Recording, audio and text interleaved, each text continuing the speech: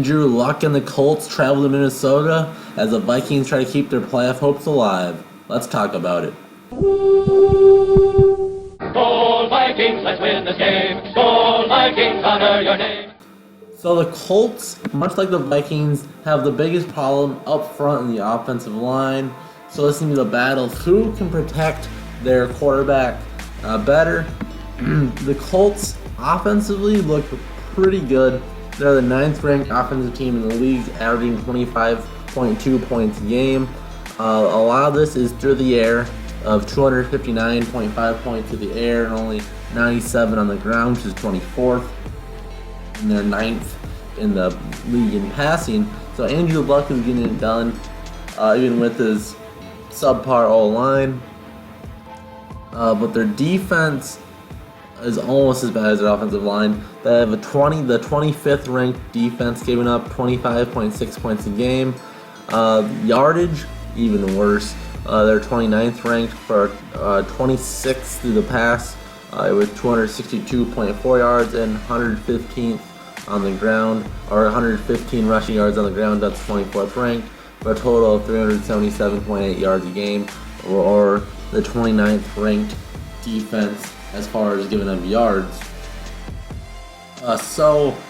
This team, much like the Vikings, I think on paper it looks like the Vikings should have a pretty good chance to win this game.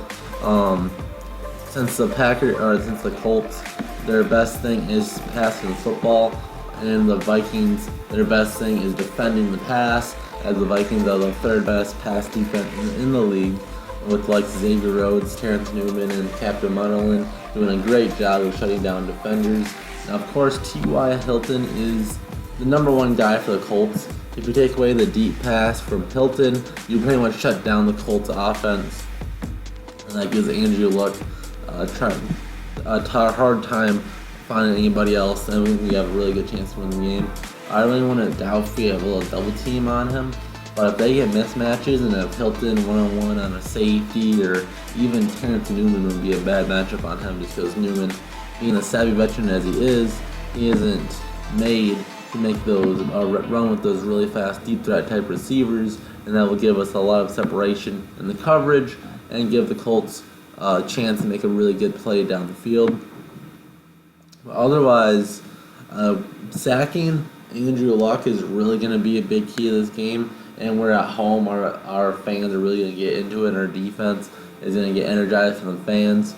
Andrew Luck is very good, a 63% completion rating, averaging 7.5 yards a game, but where he lacks is his offensive line, which gives him plenty of sacks. He was sacked 37 times on the year already.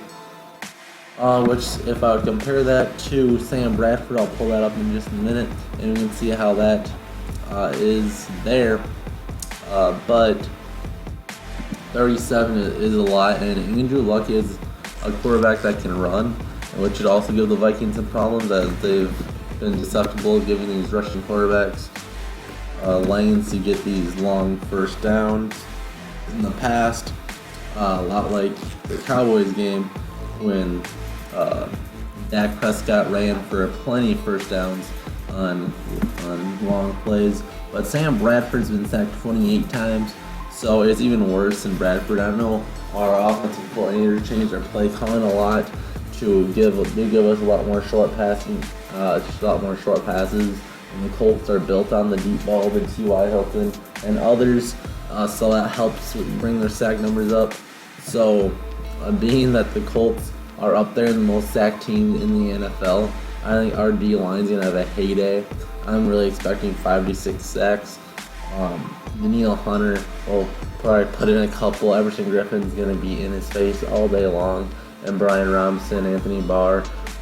I think Mike Zimmer might actually just trust our 4 down linemen a lot of this game with their offensive line moves and keep more guys back in coverage. Because that's worked well in the past. Of course, we'll mix in a steady pass rush or a steady blitz, but I think we'll put a lot more guys in coverage, because I think 4 D linemen will be able to beat them more times than not, because our D line is full of talent. And now that we finally put Sharif Floyd on on the IR. That frees up another roster spot where we pulled up Toby Johnson from the practice squad. So that gives us another option if we do wish. I don't even know if he'll be active, but if he is, that gives us another option to sub in and out defensive tackles to keep guys and have more energy on the field so they can be more productive when they are in the game. So Linval Joseph doesn't have to be worked half to death like he has been all year, thanks to the injury of Sharif Floyd and the lack of a recovery time there.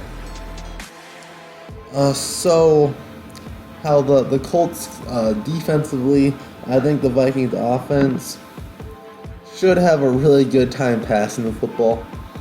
I'll see. Their pass rush doesn't look good defensively either. Their sack leader is only at 8 sacks. If I'm looking at this right, Eric Walden is their sack leader with only 8 sacks, which is a pretty average mark this time of year. I believe that's the same amount of sacks as Everson Griffin, so it's nothing you can really sleep on, but nevertheless, there's not really anybody else that's coming up with a lot of sacks. As the Vikings have Everson Griffin, Danielle Hunter, and Brian Robinson, I believe, has a respectable number of sacks as well. It's only 3 or 4, but nevertheless, a few more sacks. But they just have Walden. They have another guy, Derek Perry, with 3, and Edwin Jackson has 2, and Akeem Ayers has 2 as well. But that goes with all the 2 or more sack guys on the team. So I think if we can avoid T.J. Cummings 1v1 on Walden, I think we'll have a solid guy in passing the ball. And it looks like we got some confidence throwing the deep ball last week against the Jaguars. And the Jaguars are one of the best pass defenses in the league. Don't let their record fool you. Their defense is solid, and we got some confidence in that game, I believe. We got Adam Thielen over 100 yards, and Bradford had almost 300 yards through the air. So I think our passing game is very, very confident. Stephon Diggs keeps getting healthier week after week. I think he could be due for another 8-yard reception day and about 90 more yards. And since their defense, I can look at see if there's anything special, interceptions or anything, but I don't think they have anybody that can really shut down our receivers. I think Stephon Diggs is very, very special. Even if he's hurt, you can expect him to get at least 50 yards. And he's definitely not been 100% for the last 4 games. When he is healthy, he's always making the first guy miss. He's getting separation almost constantly. Stephon Diggs is a really good player. So, and running the ball, again, they have the 24th ranked rush defense, giving up, averaging 115 yards against them a game. So if there's a team where Jerick McKinnon could finally look like he's a legit running back in the NFL, at least a solid number 2 back, this is the game. But Jerick McKinnon, for me, has been one of the more disappointments all year long. In the years in the past, whenever he had a sub in for Adrian, he looked very good. But this year, he's been getting tackled with almost one guy every single time, rarely making people miss.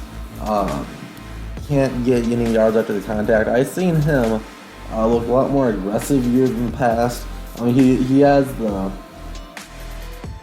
the nice running style where he takes his time, he has his patience to find the hole, and he likes to hit his cutback lanes.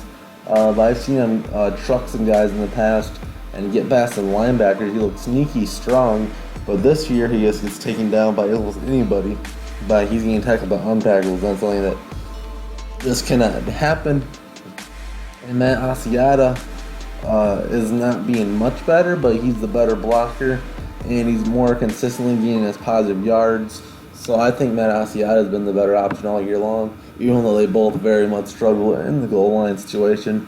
But that's, of course, more so in the O-line, especially when you're just playing those short yards. But Matt Asiata has shown that he can do that in the past, so it's still a big struggle there. Now, can we get to their average points per game at 25? I'm not really too sure about that. With our average points that we get offensively is only 19.8, but defensively we only give up 17.3, which is the best in the game. So I think Will probably be a somewhat low-scoring game, but I see our pass offense really coming through. If we can pass for some touchdowns, that's been a big difference maker in this entire game. I still don't see our running game picking up a whole lot of yards. Maybe they could surprise me. Maybe we could break one. I think the only way we'll ever have over 100 yards on the ground if we get Cordell Patterson or someone else involved, Stephon Diggs if he was healthy, on jet sweeps or something. Or if we could somehow just break a 20-yarder. Because getting one 20-yarder a game shouldn't be that hard. But for the Vikings, all year long, getting a 10-yarder seems like a miracle. So maybe one of these times we can get one of those. Maybe we can break one of the long 40-yarders, because we are due, aren't we? I don't think we've had a 40-yard run all season long, especially from our two running backs. But nevertheless, I think our passing game alone can give us a big heads up against the Colts. So final score prediction time. They give up 25 points a game. We average 17.3 points a game. So I'll go right between there. I'll say the Vikings will get 21, and we'll hold the Colts to 13. 21-13 final score. And that will keep the Vikings' playoff hopes alive. Hopefully Adrian Peterson comes back against the Packers. We beat the Pack. And we get the Giants, Redskins can lose in the next couple of weeks, and we can get right back in the playoffs and get a charge and get Mike Zimmer. Get him healthy. He's hurt. We need to win one for the coach. So yeah, that covers it. I think the Vikings will win this one somewhat handily. And otherwise, that ends it. Tell me what you guys think will happen down below. And we'll see you guys in the next game preview. See ya.